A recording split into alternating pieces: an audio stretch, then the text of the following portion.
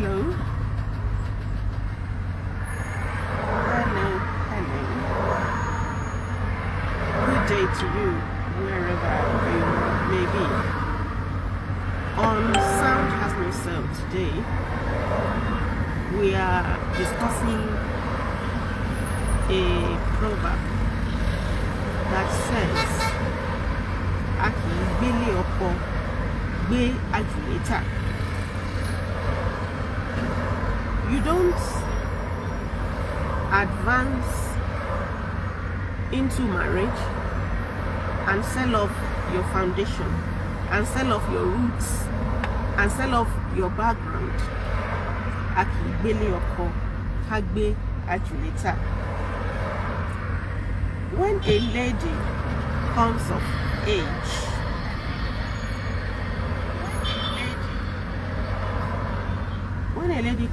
age, it is expected that they'll get married and move to their husband's house to live with the husband. But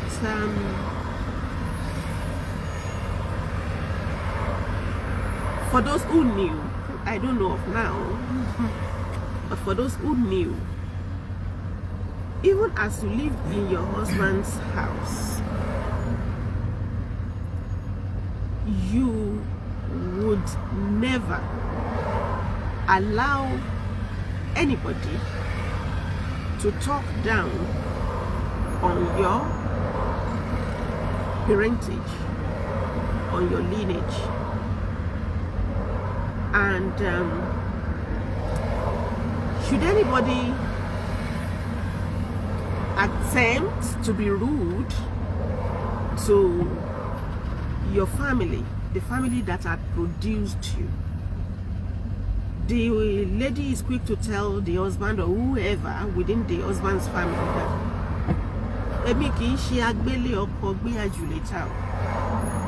I am not one of those who move to their husband's house and sell off their roots and sell off their foundation. What is ajule?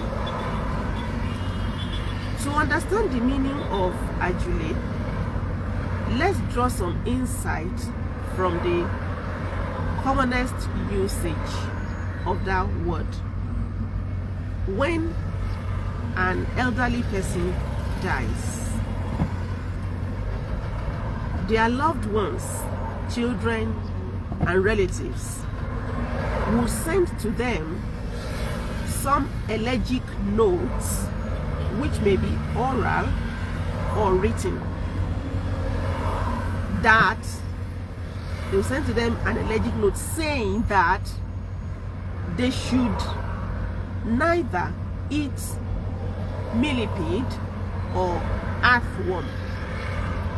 Rather, they should eat what is ideal, they should eat the rightful meal at ajule. They'll say majokun, majekolo, ohun tí wọ́n bá ń jẹ lájùlé ọ̀run ni kó mọ̀ bá wọn jẹ. That's a common saying, and you will hear that where people are mourning their loved ones who had transited to the great beyond. Majoko, majikolo, ohun tí wọ́n bá ń jẹ lájùlé ọ̀run ni kó máa bá wọn jẹ. So, from that, we can pick that ajule ọ̀run is the station of souls in heaven. Now, they also, another common usage of the word ajule is when they say somebody is an agbele oko gbe ajuleta. When they describe a lady as somebody who resides in her husband's house and sells off her foundation, or when a lady says, no, I am not an gbele or ajule, which means your ajule here on earth is the station where you landed at birth. Ajule ọ̀run is the station where you land at death, and ajule ayé is the station where you land, where you arrive, where you are received at birth. That is your foundation. That is your lineage. That is your bloodline.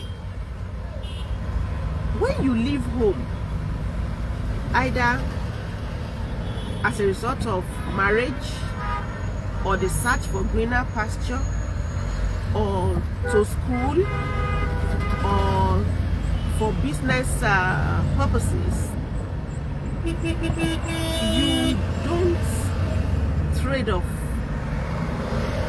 your ajule. And now I mean your ajule here on earth, the station where you arrived, where you were received, where you were born here on earth. You don't trade it off. Why? Because that ajule is what gives you your identity. If they ask you, if your ID card, for instance, will bear your name, your parents' name, which is most of the time the family name for everybody within the ajule. Your parents' name, your state of origin, your town. In fact, when you get married, the only thing that reflects in your ID or bio is the name of your husband. And if you don't write Mrs., it is just a surname. It could be the name of your father. It is only when you write Mrs. that people now know, oh, that's her husband's name. Another thing that may reflect there is if they ask for your next of kin, and if they ask for your next of kin and your spouse, your husband is your next of kin, those are the only two things that will reflect in your ID as a married woman. And if you are one of those who don't bear their husband's name, there is nothing. There are people who continue to bear their father's name. We have seen Joke Silva, we have seen Regina Daniels, you know, and so there are many people like that. You keep your father's name, and there are husbands who allow that. So it is that your ajule that gives you your identity. Everything that you write in your bio or identity card, that's what describes you. That what tells us who you are. It is your ajule. The tags that you get from your ajule is the introduction that you have. Apart from giving you identity, it gives you honor. You are not a loner. You are not a nobody. You are not a nobody because you are the child of one father and one mother, from one household, from one compound, from one town, and so on and so forth. And if you read the Bible, you will see how the genealogy of Jesus is traced to many generations even before his birth. Your ajule may be physical and invisible. Physical in the sense that address, that family address, and invisible in the sense that if you are just driving past in the street of Lagos and somebody advances to you and say, do you know me? I am the child of this and that. And you look at him and the person actually looks like your uncle or your auntie. And you realize that even the way they gesticulate, even the way they talk, there are similarities. To a great extent, you would accept that this person is truly my blood. You will feel some warmth that you cannot explain. The connection will just be natural. But because of the nature of our times, you may now call your hometown and say, I met somebody who says he's the daughter of this and that, and this is his name, or this is her name. And somebody in the village will now tell you that, oh, Sheyi, yes, Sheyi is the daughter of Generola. She's a lawyer. You say, yes, she's a lawyer. She told me. She's tall. Yes, she's tall. And from that moment, you become friends. And there are so many Sheyis that you have not seen, but that are your family. When they wake up wherever they are every morning and they pray in any way that they know, they are praying for their family, including the people they know and the people they are yet to meet. So you are one line. You are one single line that extends from your roots in the village to everywhere that any one of you may be. And wherever you discover each other, you just, the connection just comes naturally. So your ajule gives you identity, it gives you honor, because when they know that you are not alone, you will be respected. Your identity is a host. When they say the Lord of hosts, the family that produced you is a host behind you. Yes. So when they know that she's got a host, nobody would oppress you. Nobody would think that they can maltreat you without consequences. They would respect you. Another reason why you should not sell off your ajule is because it is your backup. Even as you journey through life, you go into marriage, you pursue business opportunities, you go for education, you do this and that. When should a cloud descend and you can't find your way, when you scream, members of that host, the host of your ajule, would come with the torch. They'll come with a torch to pull you out of the cloud, and they'll lead you back home. That home may not necessarily be the ancestral family home address in your village. Wherever any one of them resides around that place is home at that time, because your blood is there, and they have come with a torch to pull you out of the cloud, and they will lead you home. Where they hide their head, where the roof that covers that person's head becomes your home at that time, because your blood is there. And you know they say blood is thicker than water. But the hosts from your ajule would be nearer and reachable based on who you are. If you are somebody who is warm, respectable, amiable, diligent, serviceable, you know, you will have, it's just like anywhere you find yourself in life.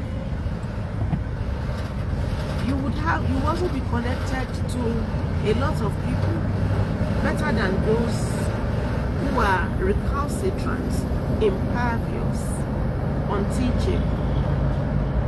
Your connection with a lot of people in your ajule will be stronger. That is why it is always good to address these issues from the basics. See, your father, your mother, in this place where we are human beings. They will be pleased with a child who is malleable, a child who listens to them, a child who serves them, a child who checks on them, a child who cares about their welfare, a child who honors them. They will be more pleased. And the same thing extends to your aunties, your uncles, your brothers, your nephews, your nieces, your whatever. So when you advance from home to marriage, to school, to work, to anywhere, the connection that you have established with them will continue to draw them to you. They will ask after you.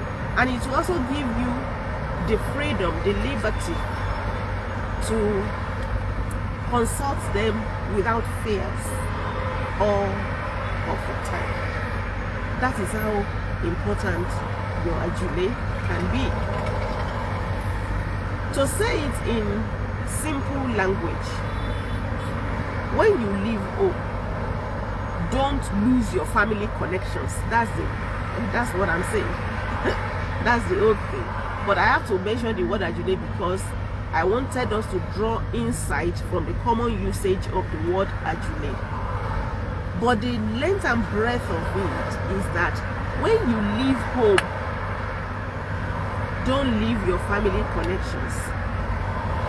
Anybody can tell you that there are ancestral curses, there are evil spirits, there are, and nobody is saying that anything does not exist. But no matter how many bad people may be within your family, I tell you too this morning that there are good people there too. There are good people in your family too. There would be. So it is left for you to make sure that you are not alone. You want to be a nice niece, a nice daughter, a nice cousin to people in your family. Just the way you go out to warm up to your pastor's wife, warm up to your pastor, warm up to people in your office. You need your family too. You need them. And you know, there are some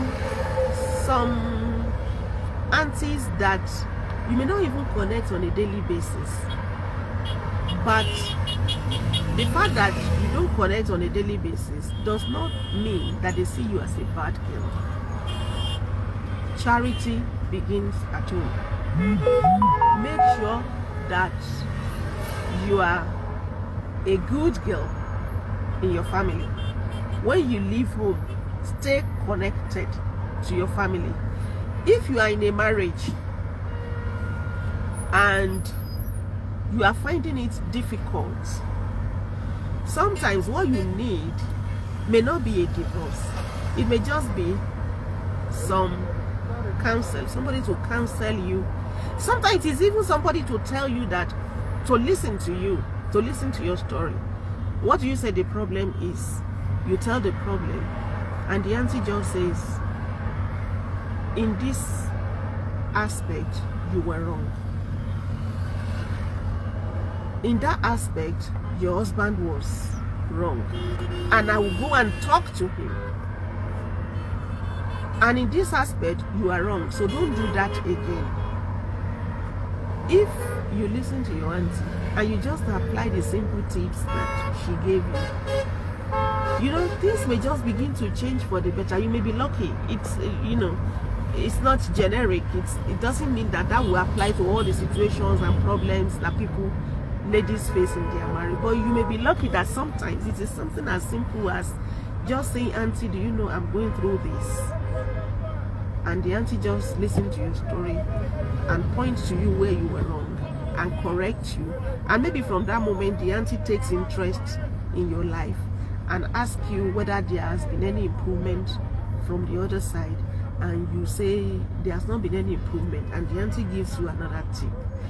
When an auntie is giving you a devilish advice, if you are not a fool, anybody who is mature enough to get married should not be a big fool. Should not be a big fool. I'm not saying that when you listen to an auntie you should not save it. You go back and save it and place it against your own interests and apply it as you please. And sometimes it may not be as simple as the auntie just giving you some tips.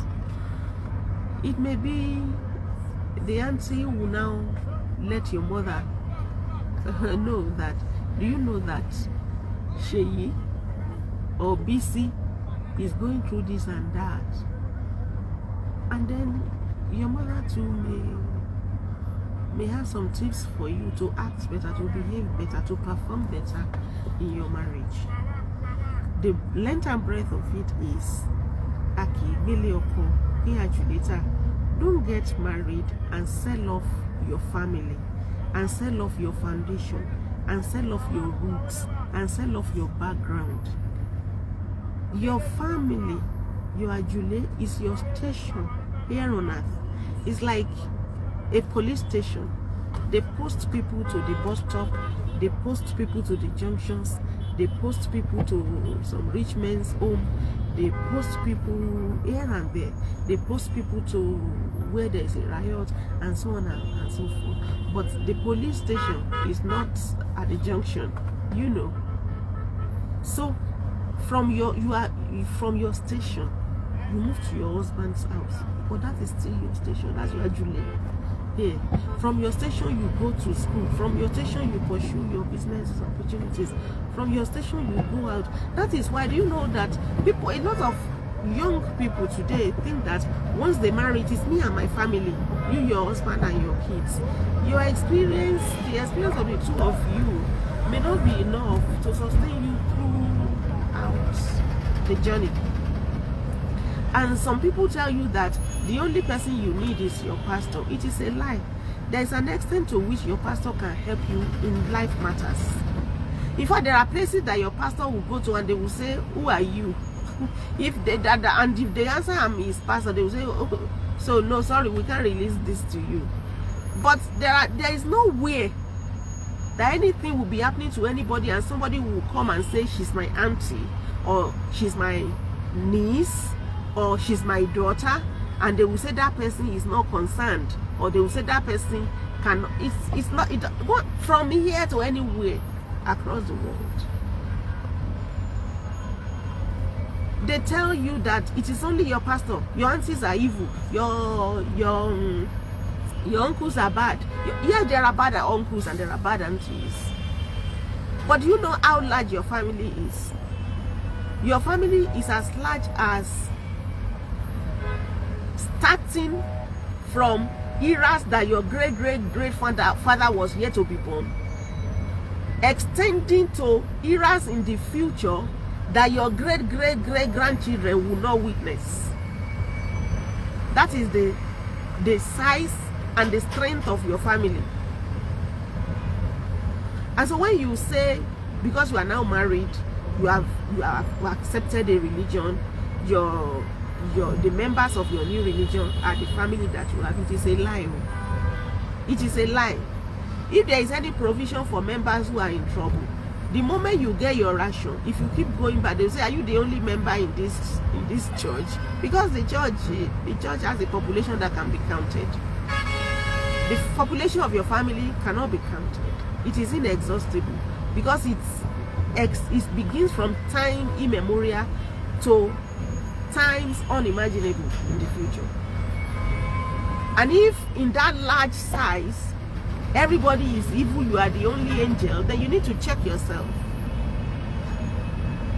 That is why people now get lost in the deceit that you and your family and your pastor.